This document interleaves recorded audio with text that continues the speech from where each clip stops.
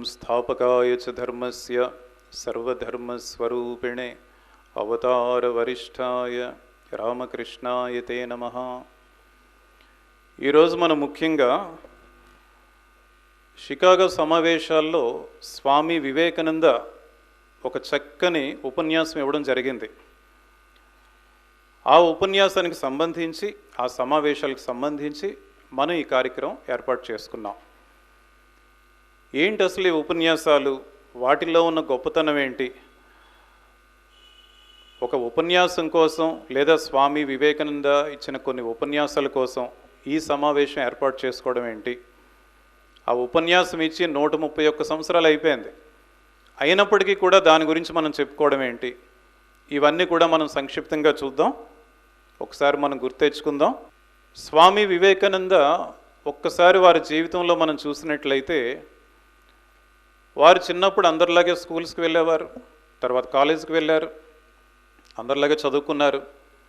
అయితే మిగిలిన స్టూడెంట్స్కి స్వామి వివేకానంద అంటే అప్పట్లో వారి పేరు నరేంద్రనాథ్, ఇంకా సన్యాసం తీసుకోలేదు కదా, సన్యాసం స్వీకరించిన తర్వాత స్వామి వివేకానంద. మరి నరేంద్రనాథ్కి మిగిలిన విద్యార్థులకి ఉన్న ముఖ్యమైన భేదం ఏంటంటే వారిలో ఒక extraordinary concentration power, memory power ఉండేది. అది ఎటువంటి కాన్సన్ట్రేషన్ పవర్ అంటే ఏదైనా ఒక్కసారి వింటే చాలు, ఆయనకి మర్చిపోయేవారు కాదు. ఎగ్జామినేషన్ స్పెషల్గా ప్రిపరేషన్ అది కూడా అవసరం ఉండేది కాదు. ఒక్కసారి టీచర్స్ చెప్పినా, ఒక్కసారి పుస్తకంలో ఉన్న చదివినా ఆయన గుర్తుండిపోయేది. అటువంటి మెమొరీ పవర్ ఏ విధంగా వచ్చింది అంటే పూర్తి కాన్సన్ట్రేషన్తో ఏ వర్క్ చేసినా చేసేవారు. అండ్ ఈ విధంగా చేయడం వలన చాలా తక్కువ సమయంలో స్కూల్ లేదా కాలేజీకి సంబంధించిన రెగ్యులర్ కరికులం అంతా కూడా చదివేసేవారు, టెక్స్ట్ బుక్స్ నాలెడ్జ్ అంతా కూడా వారికి వచ్చేది. అండ్ మిగిలిన టైం అంతా కూడా ఎక్స్ట్రా కరికులర్ యాక్టివిటీస్ కోసం యూటిలైజ్ చేసేవారు. అండ్ ముఖ్యంగా చాలా బుక్స్ చదువుతూ ఉండేవారు. క్లాస్ బుక్స్ కాకుండా లైబ్రరీ బుక్స్ చాలా ఎక్కువగా చదువుతూ ఉండేవారు. ఈ విధంగా ఒకవైపు కాన్సన్ట్రేషన్, ఒకవైపు పుస్తకాలు ఎక్కువగా స్టడీ చేయడం, ఇవన్నీ ఉండడం వలన స్వామి వివేకానందకు చిన్నప్పటి నుంచే ట్రెమెండస్ నాలెడ్జ్ ఉండేది. ఏ ఫీల్డ్ గురించి అయినా సరే చాలా అవలీలగా అన్ని విషయాలు చెప్తూ ఉండేవారు. ఈ విధంగా పెద్ద అవుతున్నారు, కళాశాలకు చేరుకున్నారు. కాలేజ్ చేరుకున్న తర్వాత స్వామి వివేకానందలో మరొకటి అబ్జర్వ్ చేయాల్సింది, ఇంకా అప్పటికి కూడా నరేంద్రనాథ్ కళాశాల విద్యార్థిగా ఉన్నప్పుడు వారిలో మనం అబ్జర్వ్ చేయాల్సింది ఏంటంటే క్వశ్చనింగ్ పవర్ ఒకటి ఉండేది. మంచి మంచి ప్రశ్నలు అడుగుతూ ఉండేవారు చిన్నప్పటి నుంచి కూడా.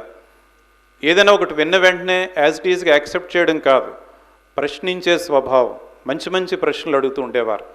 అదేవిధంగా డీప్ థింకింగ్ ఉండేది. ఈ రెండు కూడా గుర్తుంచుకోండి, మనకు ముఖ్యంగా స్టూడెంట్స్ లైఫ్లో అవసరమయ్యేది రెండు కూడా, డీప్ థింకింగ్, క్వశ్చనింగ్ పవర్. ఇప్పుడు స్వామి వివేకానంద కాలేజ్ స్టూడెంట్గా ఉన్నప్పుడు వారికి ఒక ప్రశ్న వస్తూ ఉండేది.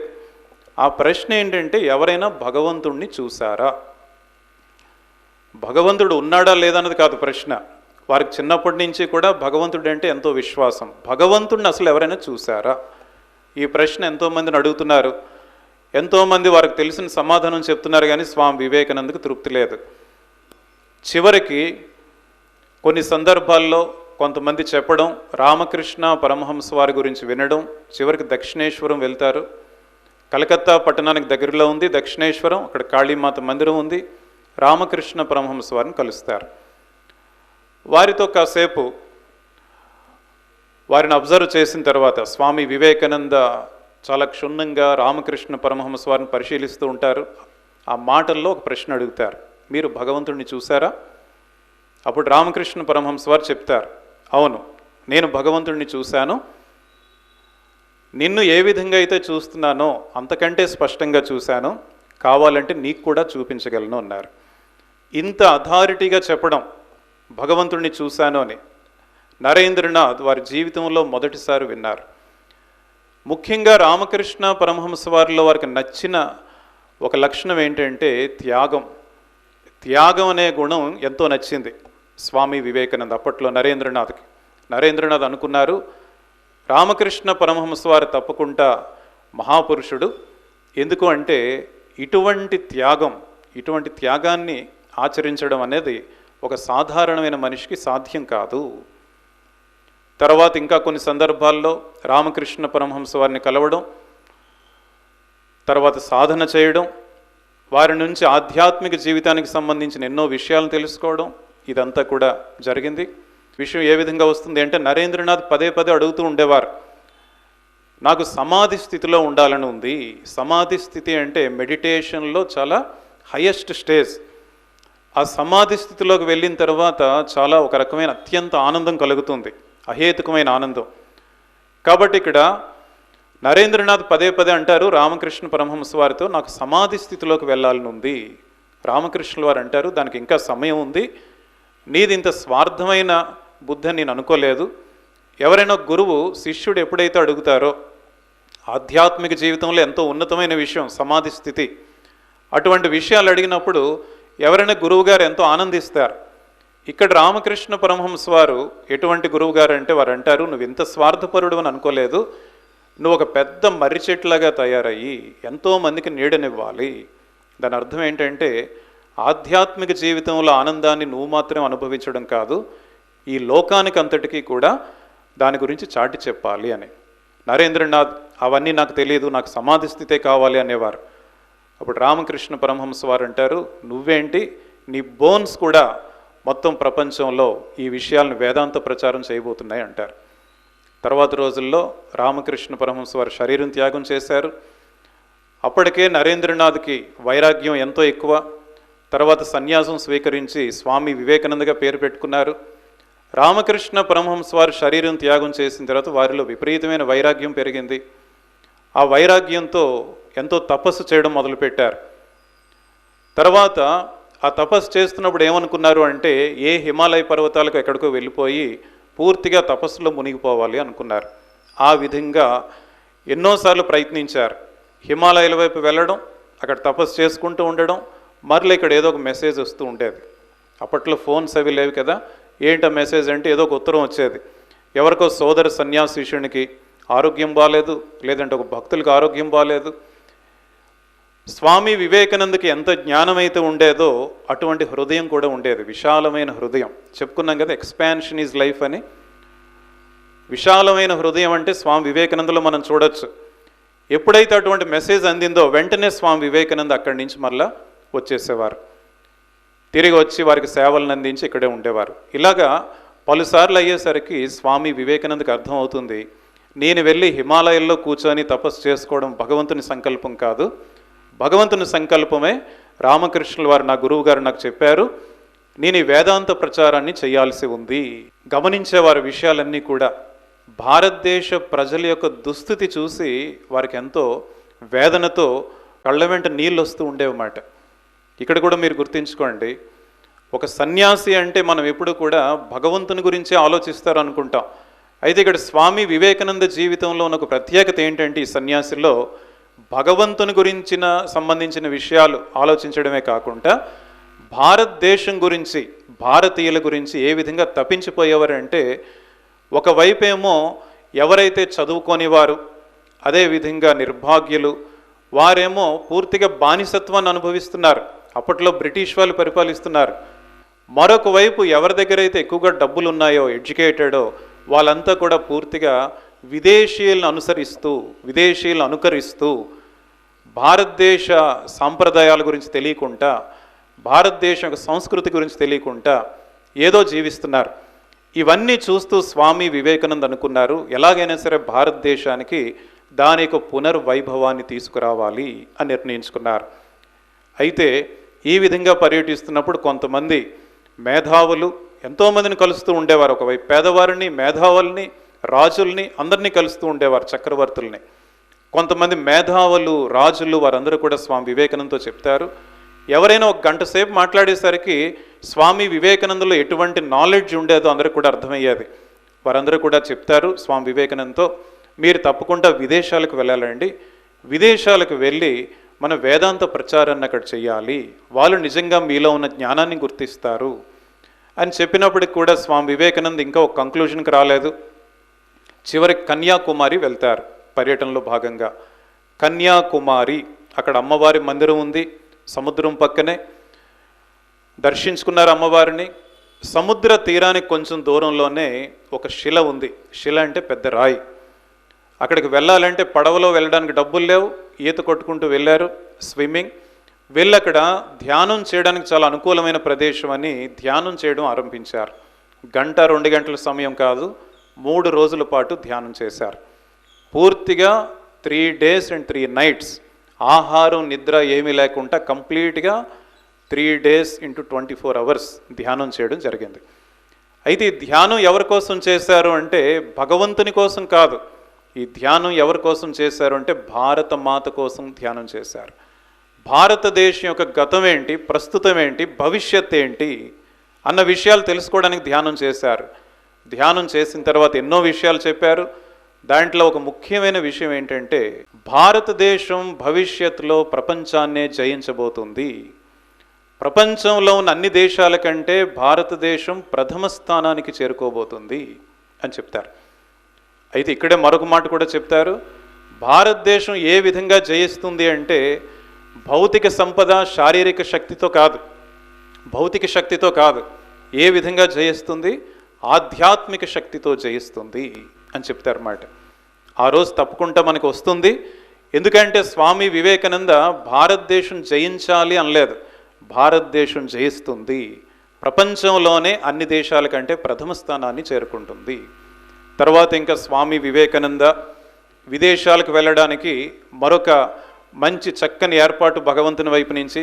అదే ఏంటంటే అమెరికాలో చికాగో అనే నగరంలో ఒక చక్కని సర్వధర్మ సమ్మేళనం ఏర్పాటు చేయబడుతుంది అని తెలిసింది. అంటే వివిధ మతస్థులు వివిధ దేశాల నుండి వచ్చి వారి మతం గురించి, వారి మతంలో ఉన్న మంచి మంచి విషయాలు చెప్తూ ఉంటే మత సామరస్యం పెరుగుతుంది అన్నది అక్కడ ఉద్దేశం. ఆ ఉద్దేశంతో అక్కడ కార్యక్రమం చక్కని సమావేశాలు ఏర్పాటు చేసినప్పటికీ ప్రతి ఒక్కరు కూడా వాళ్ళ మనసులో అనుకున్నది ఏంటంటే మా మతమే అన్ని మతాల కంటే గొప్పదని మేము నిరూపిస్తాం అని అనుకున్నారు. మొత్తానికి ఈ సమావేశాల గురించి తెలిసింది స్వామి వివేకానందకు. ఎంతోమంది ప్రోత్సహించారు భారతీయులు, మీరు తప్పకుండా ఆ సమావేశాలకు వెళ్ళి హాజరవ్వాలని. అయితే స్వామి వివేకానంద అనుకున్నారు, భగవంతుని యొక్క సంకల్పం ఉన్నంత వరకు నేను ఎక్కడికి వెళ్ళే ప్రశ్నే లేదు అనుకున్నారు. మరి భగవంతుని సంకల్పం ఏ విధంగా వస్తుంది? ఒకరోజు స్వామి వివేకానందకు స్వయంగా రామకృష్ణ పరమహంస వారి దర్శనం కలిగింది.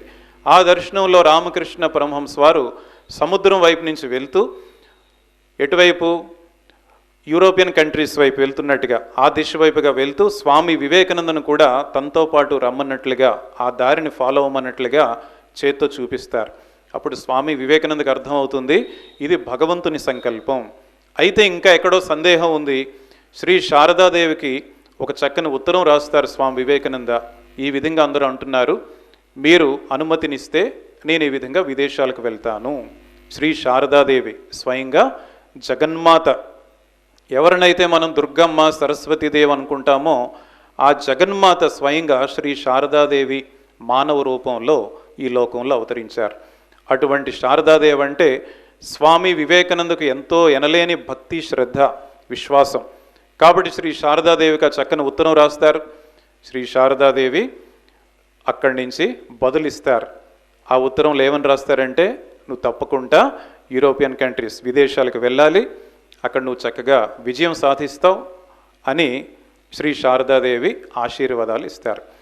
ఎప్పుడైతే శ్రీ శారదాదేవి ఆశీర్వాదాలు అందాయో ఇంకా స్వామి వివేకానందకు ఎటువంటి సందేహం లేదు, వెంటనే బయలుదేరిపోయారు. ఎస్, నేను విదేశాలకు వెళ్ళాలి, చికాగో సమావేశంలో పాల్గొనాలి. ఇంతవరకు బాగానే ఉంది. మరి డబ్బులు ఏ విధంగా వస్తాయి? ఇంటింటికి వెళ్ళి స్వామి వివేకానంద శిష్యులు, ముఖ్యంగా సౌత్ ఇండియాలో కంట్రిబ్యూషన్ చాలా ఎక్కువ, గుర్తించుకోండి. దక్షిణ భారతదేశంలో ఇంటింటికి కూడా వారి శిష్యులు వెళ్ళి డబ్బులు కలెక్ట్ చేయడం జరిగింది. దాంతోపాటు కొంతమంది రాజులు, మైసూర్ మహారాజు, రామ్నాడ్ మహారాజా, అదేవిధంగా ఖేత్రి మహారాజా, వీళ్ళందరూ కూడా ధన సహాయం చేశారు. ఈ శిష్యుల్లో ముఖ్యంగా మనం చెప్పుకోవాల్సింది అలసింగ పెరుమాల్, వారు కూడా ఎంతో సహకరించారు. ఈ విధంగా స్వామి వివేకానంద అమెరికా వెళ్ళడానికి బయలుదేరారు. అప్పటికి ఇంకా ఫ్లైట్స్ ఆరంభం కాలేదు, ఫ్లైట్స్ ఇన్వెంట్ అవ్వలేదు. కాబట్టి పడవలో వెళ్ళారు. ఈ పడవలో వెళ్తున్నప్పుడు ఒక ఇంపార్టెంట్ ఇన్సిడెంట్ చెప్పుకొని మనం ముందుకు వెళ్దాం. పడవలో జరిగిన ఒక ముఖ్యమైన సంఘటన ఏంటంటే, మిగిలిన ప్రయాణికులతో పాటు జంషెడ్జీ టాటా కలవడం జరిగింది. జంషెడ్జీ టాటా స్వామి వివేకానంద మధ్య జరిగిన సంభాషణలో జంషెడ్జీ టాటా అడుగుతారు, మీరు ఎక్కడికి వెళ్తున్నారండి ఏంటి? స్వామి వివేకానంద చెప్తారు, విషయం ఇదండి, షికాగో సమావేశాల్లో పాల్గొనడానికి వెళ్తున్నాను. మరి మీరు దేనికి వెళ్తున్నారు? అమెరికా దేనికి వెళ్తున్నారు? అప్పుడు జంషెడ్జీ టాటా అంటారు, నాకు భారతదేశంలో ఒక స్టీల్ ప్లాంట్ పెట్టాలని ఉంది, అయితే దానికి సరిపడే ఆ విజ్ఞానాన్ని తీసుకురావడానికి అక్కడికి వెళ్తున్నాను. ఆ విజ్ఞానం అక్కడ గెయిన్ చేసి నాలెడ్జ్ని ఇక్కడ స్టీల్ ప్లాంట్ పెట్టాలని. అప్పుడు స్వామి వివేకానంద ఒక మాట అంటారు, మీరు ఒక విజ్ఞానం కోసం అమెరికా వంటి దేశాలకు వెళ్ళడం ఏంటండి, మన భారతదేశంలోనే గొప్ప గొప్ప సైంటిస్ట్స్ మనం ఎందుకు తయారు చేయకూడదు, అటువంటి గొప్ప సంస్థను మనం ఎందుకు ఆరంభించకూడదు అంటారు. అక్కడితో అవి అయిపోయి మాటలు, ఎవరి ప్రయాణం వారిది, వెళ్ళిపోతారు. కొద్ది సంవత్సరాల తర్వాత స్వామి వివేకానందకు ఒక ఉత్తరం వస్తుంది జంషెడ్జీ టాటా నుంచి. ఆ ఉత్తరంలో రాస్తారు, మీరు ఆ రోజు ఆ మాట అన్నారు, సైంటిస్ట్స్ని మనం ఎందుకు తయారు చేయకూడదు, అటువంటి గొప్ప సంస్థను మనం ఎందుకు ఆరంభించకూడదని. కాబట్టి నేను చాలా ఇన్స్పైర్ అయ్యాను. ఆ ఇన్స్పిరేషన్తో ఇప్పుడు నేను ఒక సంస్థను ఆరంభించాలనుకుంటున్నాను, దానికి మీరు సీఈఓగా బాధ్యతలు వహించాలి అని చక్కగా రిక్వెస్ట్ చేస్తూ లెటర్ రాస్తారు. మీరు గూగుల్ సెర్చ్లో చూస్తే ఆ ఒరిజినల్ అథెంటిక్ లెటర్ ఉంది, జంషెడ్జీ టాటా లెటర్.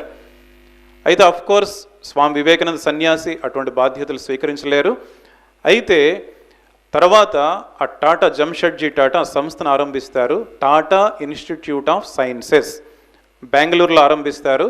అదే పేరు ఇప్పుడు ఆ పేరు చేంజ్ చేయడం జరిగింది, ఇండియన్ ఇన్స్టిట్యూట్ ఆఫ్ సైన్సెస్. ఈ సంస్థ ఏ విధంగా ఆరంభమైంది? ఆరంభం అవడానికి మెయిన్ ఇన్స్పిరేషన్ ఎక్కడి నుంచి వచ్చిందంటే స్వామి వివేకానంద నుంచి. ఇప్పుడు ఆ సంస్థ ఆరంభం అవడం వలన తర్వాత మనకి ఇస్రో అని, డిఆర్డిఓ అని, ఇవన్నీ కూడా మనం ఇప్పుడు వింటున్నాం. ఇవన్నీ కూడా తర్వాత వచ్చినవి. ఇంతమంది సైంటిస్ట్స్ని భారతదేశం, ఇంతమందిని మనం సైంటిస్ట్గా చేయగలుగుతున్నాం అంటే అక్కడ మెయిన్ ఇనిషియేటివ్ ఎవరు తీసుకున్నారంటే స్వామి వివేకానంద. గుర్తుంచుకోండి, స్వామి వివేకానంద ఒక్క స్పిరిచువల్ లైఫ్లో కాదు, మిగిలిన భారతదేశం ఏ విధంగా డెవలప్ అవ్వాలో, ఒకవైపు సైన్స్, ఒకవైపు స్పిరిచువాలిటీ, అన్ని విధాలా కూడా ప్రాపర్ గైడెన్స్ ఇచ్చారు. అందుకే స్వామి వివేకానందను యువతకు ఆదర్శంగా తీసుకుంటాం, మనలో ఉన్న భారతీయులందరికీ కూడా ఆదర్శం. మరి ప్రయాణం జరిగింది, అమెరికా చేరుకున్నారు స్వామి వివేకానంద. అమెరికా చేరుకున్న తర్వాత అప్పుడు స్వామి వివేకానందకు అర్థమైన విషయం ఏంటంటే, షికాగో సమావేశాలు ఆరంభం అవడానికి ఇంకా చాలా సమయం ఉంది, ముందే వెళ్ళిపోయారు. మరి అంతవరకు చూస్తే కాస్ట్ ఆఫ్ లివింగ్ చాలా ఎక్కువగా ఉంది, డబ్బులు సరిపోవు, తెచ్చిన డబ్బులు ఏం చేయాలి ఏమని ఆలోచిస్తూ ఉంటే కొంతమంది సలహా ఇచ్చారు, బోస్టన్ అనే ఒక ప్రాంతం ఉంది, అక్కడికి వెళ్తే కాస్ట్ ఆఫ్ లివింగ్ తక్కువగా ఉంటుంది. బోస్టన్ వెళ్ళడానికని ప్రయాణం. అక్కడ ట్రైన్లో ఒక రిచ్ ఉమెన్, చాలా మంచివారు, వారు పరిచయం అయ్యారు. వారు స్వామి వివేకానందను వారి దగ్గరికి ఆహ్వానించారు, వారికి అన్ని ఏర్పాట్లు చేశారు. వారి ఇంటి దగ్గర ఉన్నప్పుడు, స్వామి వివేకానంద అతిథిగా ఉన్నప్పుడు ఒక ప్రొఫెసర్ గారు పరిచయం అయ్యారు, జాన్ హెన్రీ రైట్. ఆ ప్రొఫెసర్ గారి పేరు ఇదివరకే మనం చెప్పుకున్నాం. స్వామి వివేకానందతో కాసేపు మాట్లాడేసరికి స్వామి వివేకానందలో ఉన్న గొప్పతనం అందరికీ అర్థమయ్యేది. ఇప్పుడు ఈ జాన్ హెన్రీ రైట్ అనే ప్రొఫెసర్ గారు హార్వర్డ్ యూనివర్సిటీ ప్రొఫెసర్. ఈ ప్రొఫెసర్ గారు కాసేపు మాట్లాడారు స్వామి వివేకానందతో. మాట్లాడిన తర్వాత వారికి అర్థమైంది, వీరిలో చాలా ట్రెమెండస్ నాలెడ్జ్ ఉంది అని చెప్పి వారు అంటారు, స్వామీజీ మీరు తప్పకుండా ఈ షికాగో సమావేశాల్లో యాజ్ ఎ స్పీకర్ మీరు మాట్లాడాలి, మీ మాటలు ఎంతో విలువైనవి, అందరికీ ఉపయోగపడతాయి అంటారు. స్వామి వివేకానంద అంటారు, నేను కూడా ఆ సమావేశంలో వక్తగా పాల్గొనడానికి వచ్చాను, అయితే వచ్చిన తర్వాత నాకు అర్థమైన విషయం ఏంటంటే క్రెడెన్షియల్స్ కావాలి అంటున్నారు. క్రెడెన్షియల్స్ అంటే ఏంటి? అర్హతా పత్రం. ఏదైనా ఒక ఆర్గనైజేషన్ నుంచి, లేదంటే ఒక ఫేమస్ పర్సన్ నుంచి ఈ విధంగా క్రెడెన్షియల్స్ కావాలి, అర్హతా పత్రాలు కావాలి. అటువంటివేమి నా దగ్గరికి లేవు, ఇప్పుడు ఏ విధంగా నేను పాల్గొగలను? అప్పుడు జాన్ హెన్రీ రైట్ ఒక మాట అంటారు, to ask you swami for credentials is like asking the sun to state its right to shine.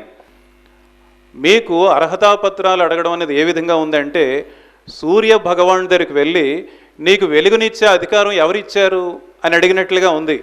మీకు అర్హతా పత్రాలు ఏంటి అంటే, స్వామి వివేకానందలో ఉన్న జ్ఞానాన్ని సూర్యుని వెలుగుతో పోల్చారన్నమాట జాన్ హెన్రీ రైట్ అని చెప్తూ, నేనే ఇంట్రడక్షన్ లెటర్ రాస్తానని ఒక లెటర్ రాయడం జరుగుతుంది.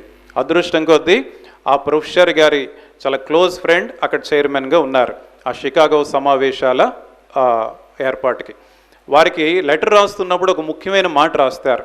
దాంట్లో అదేంటంటే, here is a man who is more learned than all our learned professors put together.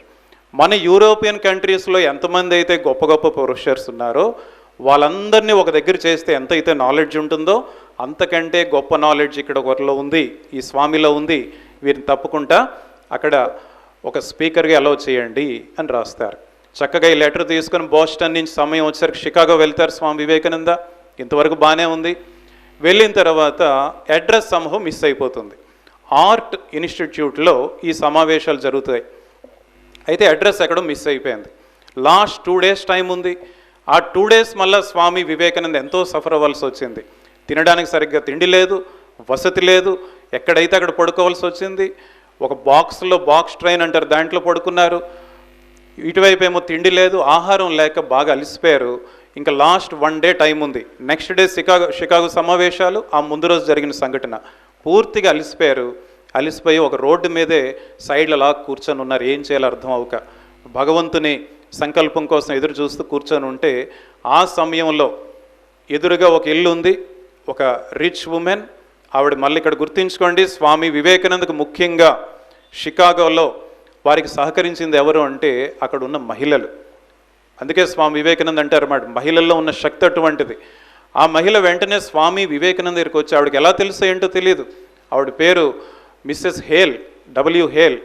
ఆవిడ అంటారు, స్వామీజీ మీరు భారతదేశం నుండి ఇక్కడ షికాగో సమావేశాల్లో పాల్గొనడానికి, ఇక్కడ ఒక వక్తగా మాట్లాడడానికి వచ్చారా? భారతదేశం నుండి వచ్చిన సన్యాసం మీరు అని అడుగుతారు. అడిగేసరి స్వామి వివేకానంద అంటారు, అవునండి అని. మీరు వెంటనే మా దగ్గరికి రండి, మిమ్మల్ని ఆహ్వానిస్తున్నాం అని చక్కగా వారికి ఆతిథ్యం ఇచ్చి వారికి అన్ని ఏర్పాట్లు చేసి తర్వాత రోజు ఆర్ట్ ఇన్స్టిట్యూట్కి తీసుకువెళ్ళడం జరుగుతుంది. స్వామి వివేకానంద ఎంటర్ అయ్యారు ఆర్ట్ ఇన్స్టిట్యూట్. స్వామి వివేకానంద ఏదో సమావేశం అంటే ఏదో సింపుల్గా ఉంటుంది అనుకుని ఉంటారు. ఆ లోపలికి వెళ్ళేసరికి ఆ స్టేజ్ ఎంత పెద్దది ఉంది అంటే స్టేజ్ పైన ఎంతోమంది స్పీకర్స్ ఉన్నారు. 100కు పైగా స్పీకర్స్ స్టేజ్ పైన. ఇప్పుడు స్టేజ్ కింద ఆడియన్స్ ఎంతమంది ఉన్నారంటే సుమారు 7,000 మంది ఆడియన్స్. స్వామి వివేకానంద ఇది ఎక్స్పెక్ట్ చేయలేదు. 7,000 ఆడియన్స్. ఈ ఆడియన్స్ అందరూ కూడా ఎవరు అంటే స్కూల్ స్టూడెంట్స్, కాలేజ్ స్టూడెంట్స్ కాదు, యూరోపియన్ కంట్రీస్లో ఉన్న పెద్ద పెద్ద స్కాలర్స్, వాళ్ళందరూ కూడా ఆడియన్స్. స్వామి వివేకానంద అసలు ఏం చెప్పగలను, నేనేం ప్రిపేర్ అయ్యి రాలేదనుకున్నారు. ఇంకా మిగిలిన వాళ్ళందరూ కూడా వివిధ మతస్థులు ఎవరైతే రిప్రజెంట్ చేస్తూ వచ్చారో వాళ్ళందరూ కూడా చక్కగా ప్రిపేర్ అయ్యి పేపర్ మీద రాసుకొచ్చారు. స్వామి వివేకానంద అనుకున్నారు, అయ్యో తెలుసుండి నేను ప్రిపేర్ అయ్యేవాడిని, నేనేమీ ప్రిపేర్ అయ్యి రాలేదు, ఇప్పుడు ఏం చెప్పగలను అసలు. ఇప్పుడు ఎవరైతే అనౌన్స్ చేస్తున్నారో అనౌన్స్ చేసి అతను చెప్తున్నారు, స్వామీజీ నెక్స్ట్ ఇంక మీరే చెప్పాలండి, మీరే మాట్లాడాలి. అప్పుడు స్వామీజీ అంటారు, ఇంకా ఇప్పుడు కాదు, వేరే వాళ్ళకి అవకాశం ఇవ్వండి, తర్వాత మాట్లాడతాను.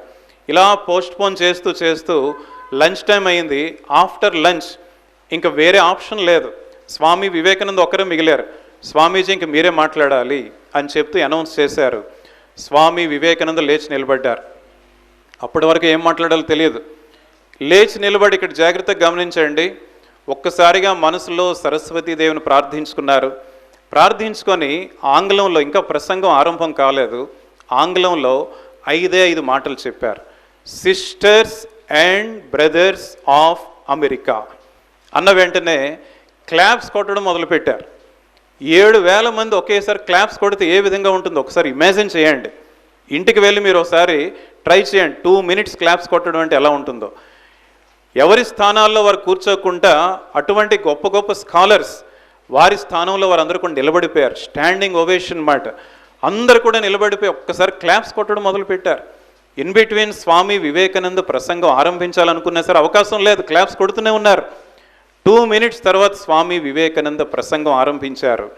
ఆరంభించిన తర్వాత ప్రసంగం ఎంత టైం ఉంటుంది? 5 minutes ఉంటుంది. మరీ మనం ఎంత నెమ్మదిగా చదివినా 10 minutes ఉంటుంది ఆ ప్రసంగం. ఆ ప్రసంగం అయిన తర్వాత స్వామి వివేకానంద గురించి ఎంత గొప్పగా చెప్పుకున్నారు అంటే యూరోపియన్ కంట్రీస్లో, ప్రపంచం అంతా కూడా. నెక్స్ట్ డే చూసేసరికి న్యూస్ పేపర్స్లో హెడ్లైన్స్, ఫస్ట్ పేజ్ అంతా కూడా షికాగో సమావేశాల గురించి రాస్తూ ముఖ్యంగా స్వామి వివేకానంద ప్రసంగం గురించి రాశారు అంతా కూడా.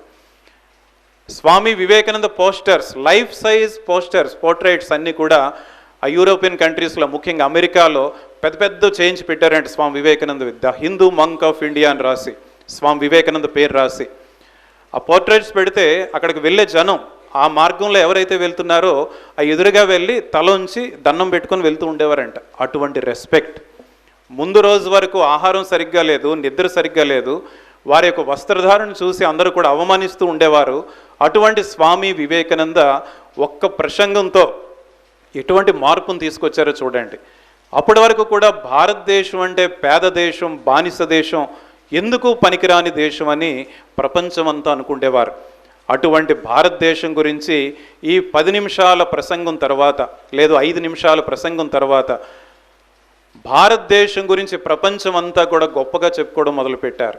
భారతదేశం అంటే ఎంతో గొప్ప దేశం అని చెప్పుకోవడం మొదలుపెట్టారు. కాబట్టి మనం గుర్తుంచుకోవాలి, భారతదేశం యొక్క ఖ్యాతిని, భారతదేశం గొప్పతనాన్ని ప్రపంచానికి తెలియజేయడానికి స్వామి వివేకానందకు ఆ ఒక్క చిన్న ప్రసంగం సరిపోయింది. 5 నిమిషాల ప్రసంగం సరిపోయింది. అది స్వామి వివేకానందలో ఉన్న గొప్పతనం. మరి ఈ ప్రసంగం చేసిన తర్వాత షికాగో సమావేశాల్లో మరి తర్వాత మరొక 5 ప్రసంగాలు కూడా ఇవ్వడం జరిగింది. మొత్తం 6 ప్రసంగాలు.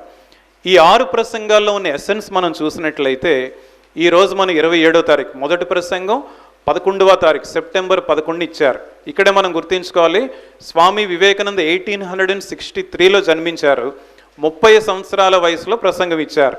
అంటే 1893లో ప్రసంగం ఇచ్చారు. 1893 సెప్టెంబర్ 11 ఫస్ట్ మొదటి ప్రసంగం, అండ్ లాస్ట్ ప్రసంగం సెప్టెంబర్ 27. అందుకే మనం ఈరోజు మళ్ళీ ఈ కార్యక్రమాన్ని పెట్టుకోవడం జరిగిందన్నమాట. అయితే ఈ ప్రసంగాల్లో ఉన్న ముఖ్యమైన విషయాలు ఏంటంటే, మొదటి ప్రసంగంలో ముఖ్యంగా హార్మోనీ ఆఫ్ రిలీజియన్స్, అన్ని మతాలు కూడా సమన్వయంగా ఉండాలని చెప్తూ ఒక చక్కని ఉదాహరణ చెప్తారన్నమాట. శివమహిమ్నా స్తోత్రంలో ఉన్న ఒక చక్కని స్తోత్రం నుంచి ఒక అర్థాన్ని చెప్తారు. దాంట్లో ఉన్న అర్థం ఏంటంటే, ఏ విధంగా అయితే నదులు వివిధ ప్రదేశాల్లో జన్మించి అవన్నీ కూడా చివరికి సముద్రాన్నే చేరుకుంటాయో, సముద్రంలోనే కలిసిపోతాయో, అదేవిధంగా మానవులు కూడా వారి యొక్క మనోస్థితులను బట్టి ఆ మార్గాలు వక్రాలుగా కనిపించినా లేదు చక్కగా కనిపించినా వివిధ మతాలని అనుసరిస్తూ చివరికి భగవంతుణ్ణే చేరుకుంటారు. ఏ విధంగా అయితే నదులు వివిధ మార్గాల గుండా వెళ్తూ సముద్రాన్ని చేరుకుంటాయో, మనిషి కూడా వివిధ మతాలు అనే వివిధ మార్గాల ద్వారా చివరికి చేరుకునేది భగవంతుణ్ణే. కాబట్టి మనకు ఎప్పుడు కూడా మతాల మధ్య ఎప్పుడు కూడా ద్వేషభావం ఉండకూడదు, మనిషికి మధ్య ద్వేషభావం ఉండకూడదు, ఎప్పుడు కూడా సామరస్యం, సమన్వయం ఉండాలి అని మొదటి ప్రసంగంలో చెప్తారన్నమాట. అదేవిధంగా చివరి ప్రసంగంలో చెప్పే దాంట్లో ఒక ముఖ్యమైన విషయం, అదొక చక్కని ఉదాహరణ చెప్తారు. ఏంటి అంటే, ఒక విత్తనం తెచ్చి మనం భూమిలో వేసాం, అది మంచి మొక్క రావాలి అని. వేసిన తర్వాత మంచి మట్టి వేసాం, సూర్యరశ్మి దానికి తగిలేటట్టు చూసుకున్నాం, మంచి గాలి వచ్చేలాగా చూసుకున్నాం, దానికి రోజు నీళ్లు పోస్తున్నాం. ఆ విత్తనం నీళ్ళులాగా మారుతుందా, సూర్యరశ్మిగా మారుతుందా, లేదంటే గాలిగా మారుతుందా? చివరికి అది స్వాభావికంగా దానికున్న ఓన్ నేచర్తో అది ఒక మొక్కగా మారుతుంది, తర్వాత చెట్టుగా మారుతుంది. అదేవిధంగా మనం కూడా ఎవరు కూడా ఒక హిందూ క్రిస్టియన్ అవనవసరం లేదు, క్రిస్టియన్ హిందూ అవనవసరం లేదు. ఎవరి మతంలో వారు ఉంటూ వివిధ మతాల్లో ఉన్న గొప్పతనాన్ని కూడా వారు తెలుసుకుంటూ అవి కూడా వాళ్ళు ఆచరిస్తూ అందరూ కూడా భగవంతుడిని చేరుకోవడానికి ప్రయత్నించాలి అని చాలా చక్కగా చెప్పడం జరుగుతుందన్నమాట. ఎప్పుడు కూడా స్వామి వివేకానంద ఈ ఉపన్యాసాలు ఇచ్చిన వెంటనే భారతదేశానికి వచ్చి లేదు. ఈ ఉపన్యాసాలు ఇచ్చిన తర్వాత 4 సంవత్సరాల పాటు అక్కడ ఉన్నారు. 4 సంవత్సరాల పాటు యూరోపియన్ కంట్రీస్లో ఉన్న తర్వాత భారతదేశానికి వచ్చారు. భారతదేశానికి వచ్చిన తర్వాత చేసిన మొట్టమొదటి విషయం ఏంటంటే, భారతదేశం అంతా కూడా పర్యటించి ఎన్నో ప్రసంగాలు ఇచ్చారు. Lectures from Colombo to Almora అని ఒక చక్కని పుస్తకం ఉంటుంది, దాంట్లో ప్రసంగాలన్నీ ఉంటాయన్నమాట. ఆ ప్రసంగాల్లో ఉన్న 1-2 ముఖ్యమైన విషయాలు మనం చెప్పుకోవాలంటే, ముఖ్యంగా భారతీయులకు సంబంధించిన విషయాలు చెప్తారన్నమాట. దాంట్లో భారతదేశానికి అంతటికీ, భారతీయులందరికీ ముఖ్యంగా 2 ఆదర్శాలు ఉన్నాయి. అవేంటంటే త్యాగం, సేవ. త్యాగం, సేవ. ఏంటి త్యాగం చేయాలి? మనలో ఉన్న స్వార్థాన్ని త్యాగం చేయాలి, ఇతరులకు సేవ చేయాలి. మనం ఎందుకు మానవునిగా జన్మించామంటే ఇతరులకు సేవ చేయడం కోసమే జన్మించాం. మనం స్వార్థంగా సుఖాలు, భోగాలు అనుభవించడానికి కాదు. మనం దేనికోసం భారతీయులుగా జన్మించామంటే మన స్వార్థాన్ని త్యాగం చేసి అందరికీ కూడా సేవ చేయడం కోసమే మనం జన్మించాం. ఈ విధంగా చెప్తూ తర్వాత స్వామి వివేకానందకు విదేశాల్లో ఉన్నప్పుడు ఒక అంశం చాలా చక్కగా నచ్చింది. అదేంటి అంటే సంఘశక్తి. ఇక్కడ కూడా ఒక సంఘాన్ని ఆరంభించాలి అని రామకృష్ణ మిషన్ అనే ఒక సంఘాన్ని ఆరంభించారు. ఎప్పుడు? షికాగోలో ప్రసంగం ఇచ్చిన తర్వాత 4 సంవత్సరాల తర్వాత భారతదేశానికి వచ్చారు. వచ్చిన వెంటనే ఆరంభించారు. అంటే 1893లో ప్రసంగం ఇచ్చారు, ప్లస్ 4 years 1897 1st May. ఇది ఎటువంటి సంస్థ అంటే ఏదో ఈరోజు ఆరంభమయ్యి 50 సంవత్సరాల తర్వాత 100 సంవత్సరాల తర్వాత క్లోజ్ అయిపోయే సంస్థ కాదు. స్వామి వివేకానంద స్వయంగా వారి మాటల్లో చెప్తారు, ఈ లోకానికి నేను 1500 సంవత్సరాలకి సరిపడే ఆధ్యాత్మిక శక్తిని ప్రసాదించాను అంటారు. ఈ లోకానికి 1500 సంవత్సరాలకు సరిపడే ఆధ్యాత్మిక శక్తిని ఇచ్చారు. ఇంకా రామకృష్ణ మిషన్ ఆరంభమై 125 సంవత్సరాలు అయింది. ఆరంభంలోనే ఇన్ని సర్వీస్ యాక్టివిటీస్ చేస్తుంది. ఎడ్యుకేషనల్ యాక్టివిటీస్, చిన్న చిన్న స్కూల్స్ మొదలు పెట్టుకొని పెద్ద పెద్ద కాలేజెస్ వరకు, యూనివర్సిటీ కూడా ఉంది, Vivekananda deemed university. Ramakrishna mission headquarters Belur మఠం దగ్గరలోనే, బేలూరు మఠం పక్కనే వివేకానంద డీమ్డ్ యూనివర్సిటీ ఉంది. మీకు ఎప్పుడు అవకాశం వచ్చినా జీవితంలో బేలూరు మఠం విజిట్ చేయండి, కలకత్తా దగ్గరలో ఉంది, వెస్ట్ బెంగాల్ రాష్ట్రం. అదేవిధంగా హాస్పిటల్స్, డిస్పెన్సరీ మొదలు పెట్టుకొని పెద్ద పెద్ద హాస్పిటల్స్ ఉన్నాయి రామకృష్ణ మిషన్వి. And women welfare, child welfare, ఇటువంటివన్నీ ఎన్నో రకాలైన సర్వీస్ యాక్టివిటీస్ ఉన్నాయి. అయితే ఇటువంటి సర్వీస్ యాక్టివిటీస్ అన్నీ కూడా ఎందుకు స్టార్ట్ చేశారు స్వామి వివేకానంద? స్వామి వివేకానంద చెప్తారు, శివజ్ఞానే జీవసేవ. ప్రతి మనిషిలో కూడా భగవంతుడు ఉన్నాడు. భగవంతుడు అంటే ఎక్కడో అడవుల్లోనో లేదంటే ఎక్కడో పర్వతాల్లోనో లేడు. భగవంతుడు అంటే ఎక్కడున్నాడు? ప్రతి ఒక్క మనిషిలో ఉన్నాడు. మనిషిలో ఉన్న భగవంతునికి సేవ చేయడమే నిజమైన పూజ. ఆకలితో ఉన్నవారికి అన్నం పెట్టండి, నిజమైన సరైన విద్య అందని వారికి విద్యను అందించండి, వైద్య సేవలు అందని వారికి వైద్య సేవలు అందించండి. అదే మనం భగవంతునికే సేవ చేస్తున్నాం, మనిషిలో ఉన్న భగవంతునికే సేవ చేస్తున్నాం అన్న భావంతో మనం సేవ చేసినట్లయితే అది నిజమైన పూజ అవుతుంది. మన రోజంతా ధ్యానం చేయడంతో సమానం అయిపోతుంది. కాబట్టి ఇటువంటి సర్వీస్ యాక్టివిటీస్ అన్నీ కూడా రామకృష్ణ మిషన్లో ఉన్నాయి. రామకృష్ణ మిషన్ 16 మంది సన్యాసులతో ఆరంభమైంది సంస్థ. 16 మంది, రామకృష్ణ పరమహంస వారికి 16 మంది సన్యాసిష్యులు. 16 మంది సన్యాసులతో ఆరంభమైన సంస్థ ఈరోజు ఎంతమంది సన్యాసులు బ్రహ్మచారులు ఉన్నారు అంటే 1600 మంది సాధువులు ఉన్నారు. ఒక్క కేంద్రంతో ఆరంభమైన సంస్థ ఈరోజు 200కు పైగా కేంద్రాలు ఉన్నాయి రామకృష్ణ మిషన్. ప్రపంచవ్యాప్తంగా రామకృష్ణ మిషన్ కేంద్రాలు ఉన్నాయి. ఓన్లీ ఆంధ్రప్రదేశ్, భారతదేశం కాదు, ప్రపంచవ్యాప్తంగా ఉన్నాయి. గత 1 సంవత్సరంలో రామకృష్ణ మిషన్ సంస్థలు ఈ సేవా కార్యక్రమాల కోసం ఎంత అమౌంట్ స్పెండ్ చేశారు అంటే 1000 crores రూపీస్. గుర్తుంచుకోండి, 1000 crore రూపీస్. ఈ అమౌంట్లో ప్రతి ఒక్క రూపాయి కూడా డొనేషన్ ద్వారా వస్తూ ఉంటుంది. కొంతమంది 10 రూపాయలు ఇవ్వచ్చు, కొంతమంది 100 రూపాయలు, కొంతమంది 1000 రూపాయలు, ఇలాగా డొనేషన్స్ ఇస్తూ ఉంటే అవన్నీ కలెక్ట్ చేసి ఇక్కడ స్వామీజీలు ఏం చేస్తారు, సేవా కార్యక్రమాలు కోసం అవన్నీ కూడా యూటిలైజ్ చేస్తారు, వాటికి ఉపయోగిస్తూ ఉంటారు. కాబట్టి మీరంతా గుర్తుంచుకోవాలి, మీరంతా కూడా స్వామి వివేకానంద స్పిరిట్, స్వామి వివేకానంద ఇన్స్పిరేషన్ మీరందరూ కూడా తీసుకొని జీవితంలో ఏదో ఒకటి తీసుకోండి. ఒక్క కొటేషన్ చాలు. స్వామి వివేకానంద చెప్పిన ఒకే ఒక్క సందేశాన్ని మీరు జాగ్రత్తగా అర్థం చేసుకొని జీవితంలో ఆచరించగలిగితే మన జీవితం ధన్యం అవుతుంది. అందుకే స్వామి వివేకానంద భావాలు మనం ప్రతిరోజు కూడా సందేశాలు కనీసం 2 నిమిషాల పాటునే చదవండి. మీరు రోజు గంటల కొద్దీ చదవాల్సిన అవసరం లేదు. 24 గంటల సమయం ఉంది. 24 గంటల్లో కనీసం ఒక 2 నిమిషాలు స్వామి వివేకానంద లిటరేచర్ కోసం స్పెండ్ చేయండి. మంచి మంచి కొటేషన్స్ ఉంటాయి, మంచి మంచి విషయాలు ఉంటాయి. ఇక్కడ మనం అన్ని విషయాలు చెప్పుకోలేము కాబట్టి చాలా కొద్ది విషయాలు చెప్పుకోగలం. మీరు లిటరేచర్ చదువుతూ ఉండండి. మీకు వెళ్ళేటప్పుడు కూడా మీకు మంచి 2 పుస్తకాలు ఇవ్వబోతున్నాం. ఒకటి Swami Vivekananda Chicago addresses and రెండో పుస్తకం పర్సనాలిటీ డెవలప్మెంట్. మీకు సర్టిఫికేట్తో పాటు ఈ బుక్స్ కూడా ఇవ్వబోతున్నాం. ఈ బుక్స్ మీరు జాగ్రత్తగా చదవండి. ఏదో ఫ్రీగా పుస్తకాలు ఇచ్చారు కదా అని ఎక్కడో అల్మరాలో పెట్టడం కాదు. ఆ పుస్తకంలో కొన్ని విషయాలైనా మీరు చదివి మీరు అవగాహన చేసుకోండి, జీవితంలో ఆచరించే ప్రయత్నం చేయండి. మీరంతా కూడా మిమ్మల్ని చూసి 10 మంది నేర్చుకునేలాగా ఉండాలి మీ జీవితం. మిమ్మల్ని ఆదర్శంగా తీసుకొని 10 మంది యువత అంటే ఇలా ఉండాలి, మేము కూడా ఇలా ఉండాలని తయారయ్యేలాగా ఉండాలి మీరంతా కూడా. ఓకే, అందరికీ థ్యాంక్ యూ వెరీ మచ్, ధన్యవాదాలు.